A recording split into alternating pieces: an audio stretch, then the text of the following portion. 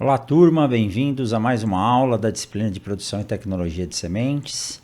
Para quem não assistiu ainda à primeira aula, onde a gente fala sobre como a disciplina vai ser conduzida, eu peço para que voltem lá em aula 1 e observem direitinho quais são os padrões para acompanhar essa disciplina flexibilizada, ok? Bom, nós vamos falar hoje sobre a importância das sementes. A importância da semente para o sistema produtivo, para a sociedade, para o desenvolvimento das culturas e da sua própria evolução, tá? Então, qual que é a importância das sementes? Quando nós falamos da importância das sementes, nós temos que lembrar desse processo aqui. Há mais de 10 mil anos atrás, o homem entendeu o comportamento da semente e somente por isso ele deixou de ser nômade e passou a ser sedentário. O que é um homem deixar de ser nômade para ser sedentário?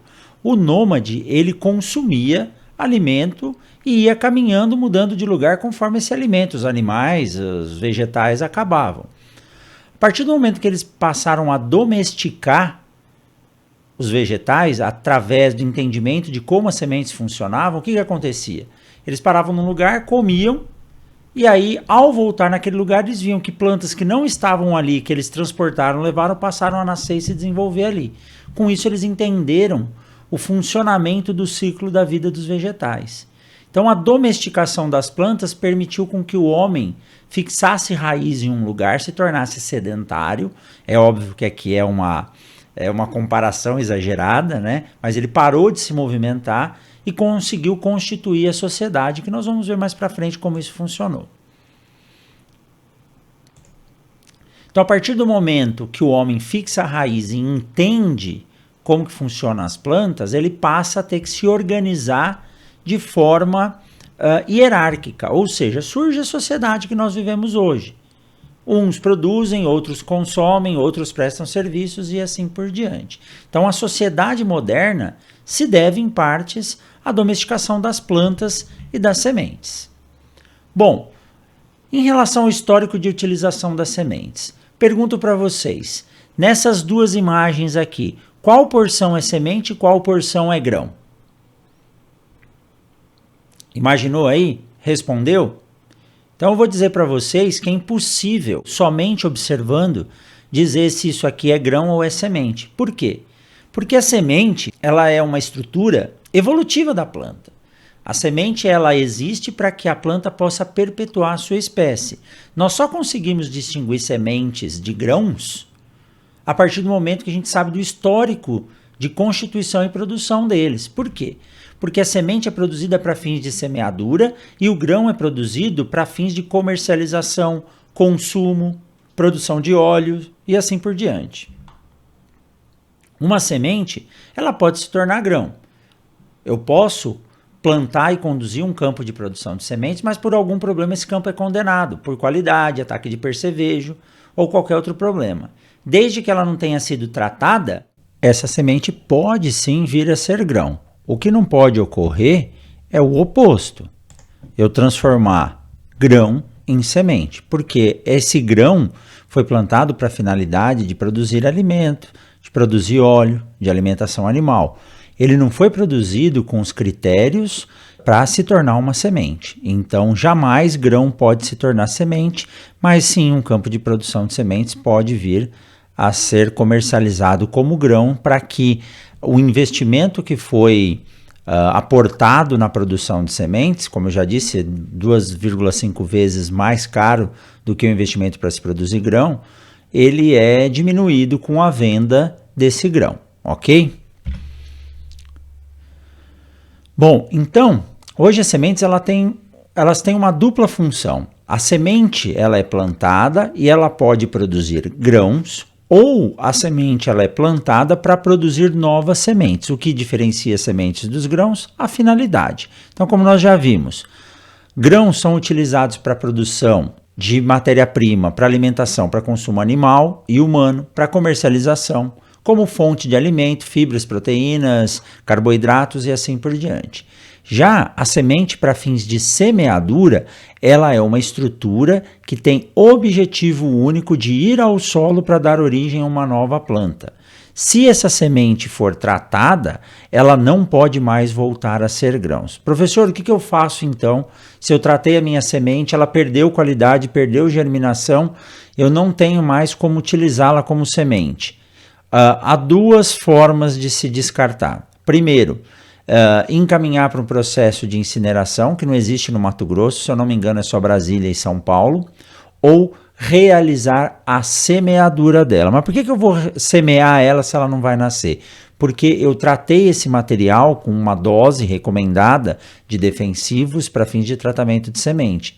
Então, desde que eu dilua ele no solo, na proporção adequada do stand, número de sementes por metro, a degradação vai ocorrer de forma natural. O que eu não posso é pegar um saco de sementes tratada e jogar num buraco dentro do solo. Aí vai ocorrer contaminação de lençol freático e assim por diante. Perfeito?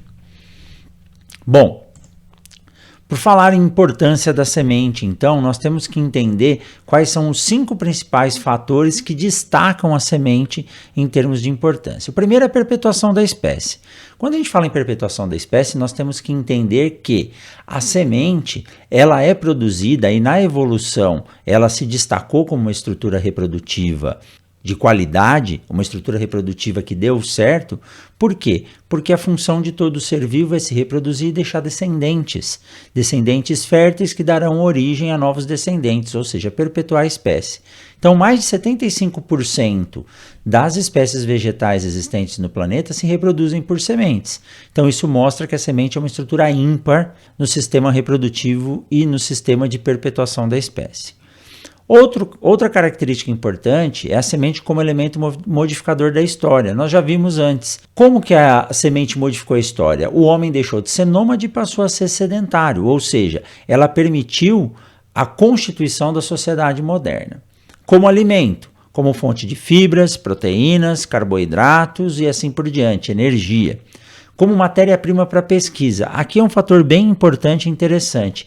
A semente, por ser diminuta, de fácil transporte e armazenamento, ela ajudou muito no processo de desenvolvimento da pesquisa da agricultura no mundo.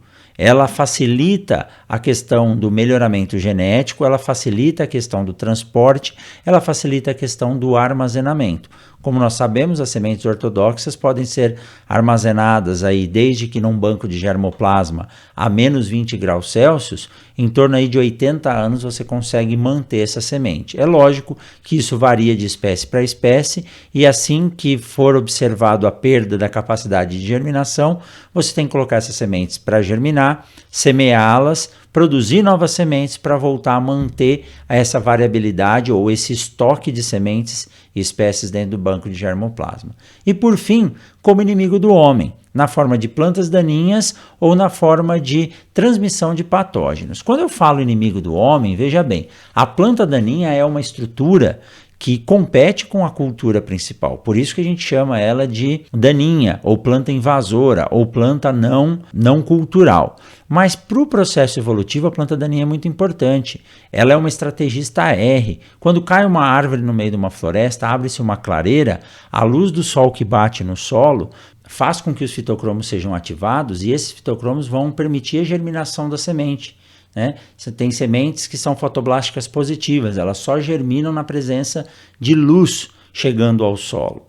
Então as estrategistas R, elas ocupam o ambiente para que depois as pioneiras possam tomar conta e retomar a estrutura nativa daquela mata. Bom, vamos falar uma característica por vez. Como mecanismo de perpetuação da espécie. Então, a importância da semente na perpetuação da espécie se dá pela capacidade que a semente tem de distribuir a germinação ao longo do tempo e ao longo do espaço. Mas como assim ao longo do tempo e ao longo do espaço? Vamos entender de forma correta como isso ocorre. A distribuição da germinação ao longo do tempo se dá através dos mecanismos de dormência. O que um mecanismo de dormência faz? O mecanismo de dormência ele faz com que a semente permaneça, ela está apta a germinar, mas ela tem um mecanismo que bloqueia o processo de germinação, fazendo com que ela intercale a germinação dos indivíduos. Isso dá a chance de que cada semente possa germinar em um determinado período de tempo e encontrar nesse período de tempo a condição ideal para se desenvolver. Vamos pensar o lado oposto. Se todas as sementes caem no chão, como no milho, né? O milho não é deiscente, vamos supor que a espiga cai no chão. Vai germinar tudo de uma vez. De repente corta a água ou passa um fogo, morreu todo mundo, não se perpetuou a espécie. Então a dormência ela tem essa importância de distribuir a germinação ao longo do tempo. E ao longo do espaço? Como que essa semente faz para distribuir a germinação ao longo do espaço? Através dos mecanismos de dispersão. Espinhos, pelos, asas, mucilagem. Quem nunca andou no meio de uma lavoura e passou no meio do carrapicho e saiu com a calça cheia de carrapicho? Aquilo lá é só para atrapalhar você? Não. Aquilo é uma forma de ajudar na dispersão dessa espécie. Quando a mamona racha no sol de rachar mamona, joga sementes longe, isso é uma forma de dispersar as sementes. Ou quando um passarinho fura uma mão, põe a cabeça dentro de uma mão para comer as sementes e sai com o papo, com as penas, com as sementes, tudo grudada por causa da mucilagem, sai voando e dispersa essas sementes. Então lembrem disso. Na perpetuação da espécie, a semente tem a capacidade de distribuir a germinação ao longo do espaço e do tempo. Isso torna ela um elemento ímpar entre os vegetais pela sua capacidade de estrutura reprodutiva. Então olha lá, dormência. Nós observamos aqui plantas de soja com diferentes velocidades de germinação. Você pode falar, professor, isso aqui é o vigor. 1% das sementes de soja comercializada no país hoje tem dormência. Nós vemos isso quando fazemos o teste de germinação na universidade. Então você pega sementes de soja que germinam de forma mais rápida e às vezes tem uma semente dura lá no meio. Ela não absorve água. Isso é uma característica das leguminosas devido a um tecido chamado camada palissádica que compõe o tegumento que impede a entrada da água. Então a dormência, através da restrição da entrada de água, desenvolvimento do embrião, trocas gasosas, ela vai distribuir a germinação ao longo do tempo.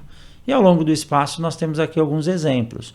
O morcego que carrega sementes ou frutos de um local para o outro, o passarinho comendo mamão, as sementes que têm característica de, literalmente voar, elas têm asas ou estruturas que tornam elas mais leves do que o ar, ou que um vento, uma camada de ar consiga levá-las longe. Aqui o tal do carrapicho, que quando gruda na calça você não consegue tirar. Tem o carrapicho carneiro, tem esse aqui também. As sementes aladas, a semente está aqui no meio e ela tem uma estrutura formada que permite com que o vento arraste ela longe, ou o picão, assim como o carrapicho, que ele tem aquele ganchinho que é igual ao do velcro que gruda na sua calça e vai embora, tá? Bom, como elemento modificador da história nós já vimos, o homem deixou de ser nômade e passou a ser sedentário, com isso surge a sociedade moderna, não precisamos repetir. Como alimento, fontes de proteínas, vitaminas, lipídios, carboidratos. Alimentos de origem vegetal são fontes mais saudáveis de nutrientes ao homem. Quando George W. Bush estava no governo nos Estados Unidos, na presidência, ele instituiu que a alimentação do americano tinha que ser baseada na alimentação dos mexicanos ou da América Latina. Por quê? Porque se come muita proteína vegetal, à base de feijão, amendoim e assim por diante, e não proteína animal. Isso torna a alimentação da população mais saudável, reduz o índice de doenças, principalmente cardiovasculares, de obesidade. Com isso, o governo gasta menos. Provavelmente ele não estava pensando na qualidade de vida da população, mas sim na economia que o governo ia ter em ter que construir hospitais e assim por diante. Embora lá nós sabemos que não é que nem o Brasil, que não existe saúde gratuita, mas uma população mais saudável faz com que a economia gire e se desenvolva de forma mais adequada e mais salutar. Como matéria-prima para pesquisa, então é um material diminuto que contém o código genético. Você pega uma sementinha desse tamanho, ela tem uma sequência genética que vai dar várias características. Por exemplo, cor do tegumento, cor do hilo, se a vagem vai ter pelo ou não, se a vagem vai ser cinza, vai ser amarela, vai ser marrom, Ela é de fácil manuseio, transporte e armazenamento e é uma fonte de variabilidade genética, porque a maioria das sementes ela é oriunda de processos de cruzamento. E mesmo aquela que possui autofecundação, o melhorista pode ir lá, inibir a autofecundação e colocar um pólen de outra planta a qual tem característica que ele queira embutir. E por fim, aí, como inimigo do homem, né, então as sementes com elevados índices de dormência, como no caso das plantas daninhas, elas ocorrem no campo, principalmente após a colheita ou quando tem incidência do sol, e uma lavoura que tem plantas daninhas, além de ser um problema para o desenvolvimento da cultura, é um problema no processo de colheita. Tá? As sementes de planta daninha, geralmente, devido às suas características evolutivas, elas são extremamente agressivas, por isso são consideradas estrategistas R. Elas causam competição com as culturas comerciais e podem ser uma ótima via de transmissão de patógenos, né? Ou fungos, bactérias ou até mesmo nematóides. Porque eu distribuo a semente, eu pego lá um saco de 40, 30 quilos de semente e distribuo perfeitamente 1 hectare. Então, se cada semente dessa tiver um patógeno, eu estou disseminando o patógeno nessa área. Bom, pessoal, ficamos por aqui. Essa é a aula introdutória que falamos sobre a importância da semente. Terão atividades disponíveis no AVA. Nos vemos nas próximas aulas. Até mais!